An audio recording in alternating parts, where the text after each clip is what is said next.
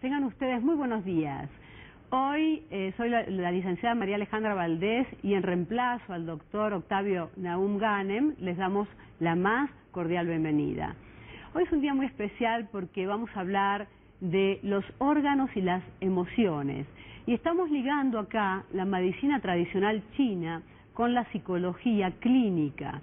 Es bien interesante cómo se van concatenando los órganos y el psiquismo humano, y a través de este psiquismo, estas emociones y la liberación de determinadas secreciones químicas hacen que nosotros sintamos cosas. Y hoy tenemos un experto, tengo el honor de presentar al doctor Tomás Alcocer, que es una eminencia y para mí es el más reconocido de los acupunturistas en México. El doctor Alcocer, además de ser médico cirujano egresado de la UNAM, es graduado en acupuntura y moxibustión en el Instituto de Medicina Tradicional China de Beijing y es director del Instituto Alcocer, Medicina Tradicional China y Acupuntura Asociación Civil. También es presidente de la Unión Nacional de Asociaciones de Médicos y Técnicos Acupunturistas, Asociación Civil, además de ser traductor del chino mandarín y del chino antiguo. ¿Qué tal, doctor? Encantada de estar contigo, ¿Qué tal? Muy buenos días. Muy buenos días. Yo me estaba haciendo esta pregunta desde hace años. ¿Cómo es que la medicina tradicional china o los chinos antiguamente pudieron relacionar los órganos con las emociones, con determinadas emociones? Bueno, esto es en base a la cantidad sanguínea que está manejando cada uno de los órganos del cuerpo. Por ejemplo, comenzando con este hígado, que es un órgano que conserva pues una gran cantidad de sangre y que la tiene que enviar a la vena cava. La vena cava es una vena que, las venas son las que llevan la sangre de retorno al corazón, entonces de ahí que la vena cava lleva toda esta gran cantidad sanguínea y que si hay sangre, entonces hay energía.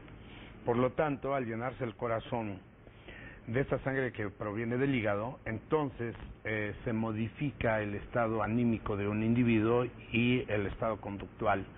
Esto provoca entonces que si hay un coraje, una situación emocional, entonces la cantidad de sangre más la energía que llega al corazón ya es demasiada. Por lo tanto, la sangre del corazón tendrá que llegar a la cabeza, al cerebro, en grandes cantidades, y esto provoca entonces que el individuo pudiera tener una serie de alteraciones emocionales, confusión mental, ira, grito, y la conducta del ser humano pues entonces se altera, y esto es entonces lo que provoca que la ira pertenezca al órgano hígado, en este caso por la gran cantidad de sangre que se maneja y la gran cantidad de energía que va a llegar al cerebro, modificando este aspecto mental del individuo.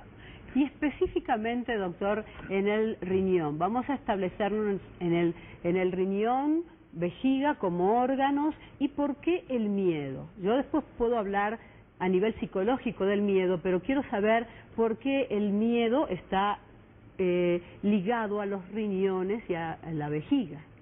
Bueno, así como el hígado tiene que enviar la sangre hacia la porción superior del cuerpo, el riñón es el que jala la sangre y la trae para elaborar una serie de sustancias que el riñón es el que pues las debe de realizar, como la eritropoyetina, el ATP y una serie de sustancias, pero también el riñón tiene que expulsar la parte líquida y una serie de partículas que ya no le funcionan al organismo y los expulsa como orina.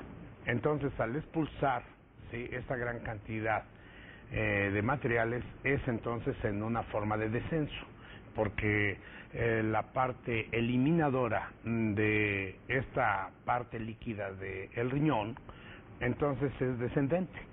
Quiere decir que si hay un proceso de descenso cada vez más fuerte por parte de este riñón, entonces está perdiendo también bastante energía, y es una energía de descenso. Por eso el individuo que tiene, por ejemplo, miedo, se sale la orina porque ya el descenso de la energía es cada vez más intenso, e incluso se puede defecar. Sí. Entonces, por ese proceso de descenso, se pierde también una serie de funciones renales, energía, desmayos, a consecuencia por eso del proceso de miedo. Por eso se dice que el miedo y el terror es el descenso de la energía. Claro, es más, nosotros conocemos actualmente unas 420 fobias. La fobia es cuando se cronifica el miedo, doctor, porque el miedo en sí no es dañino, nos protege de situaciones, de poder enfrentar situaciones y hacernos daño. Es como que la supervivencia sale allí, pero si el miedo se vuelve crónico, ahí se llama fobia, y sí tenemos que tratarlo, trabajarlo, porque hay un gran desánimo en esta persona, hay cobardía, hay timidez, no ganas de enfrentar la vida. Entonces esto trae, por supuesto, un correlato de mucha indignidad en el sujeto, se siente muy mal porque es muy dependiente, se vuelve dependiente de personas, de cosas, y nosotros ya con la floriterapia tonal estamos trabajando esta emoción que indirectamente entonces trabajaría en, como usted comentó recién, en el riñón.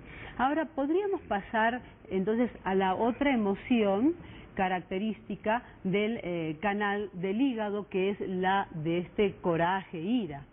¿Qué hace, por ejemplo, el hígado que nosotros sintamos esta ira, este fuego energético sacado con mucha hostilidad en la palabra, quizá? Así es, sí, se dice que el hígado, entonces, al enviar la energía que llega a la zona del corazón, y de ahí del corazón tendrá que llegar también a los pulmones. Por lo tanto, el aire concentrado en el pulmón se proyecta hacia la boca y a la expulsión de aire. Por eso se dice que el riñón, por ejemplo, atrae el aire, por eso es la inspiración. Y la expiración, que es la expulsión de aire, pertenece al hígado.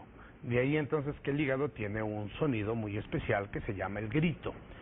Entonces la gran cantidad de energía está provocando que el individuo, en vez de hablar normalmente, empiece a gritar. Y si todavía confusa su parte mental a través de la ira, no solamente grita, sino que ofende y además puede provocar una serie de situaciones violentas que provocan desorden, sí, en tanto trabajo, en su familia, con sus compañeros, ante la sociedad. Quiere decir entonces que debemos de tranquilizar entonces a ese hígado para que no esté proyectando un excedente de energía expulsora a través del grito, porque no le llevaría a nada bueno, sino siempre a una serie de problemas. El hecho de tranquilizar al hígado, por eso el capítulo número 81 del libro del Tao Te Ching, que es un libro básico de la tranquilidad mental, y que es considerado como la Biblia china, en su último capítulo dice que el individuo y un buen orador nunca ofende con sus palabras. ¿Por qué? Porque tiene bien regularizada esa función del hígado. Y poder canalizar esa energía a través de una propuesta positiva, o digamos amena y creativa. Hay cuadros celotípicos en estas personas, hay odio, hay expresión, no solamente en la expresión verbal, también puede ser el silencio como castigo.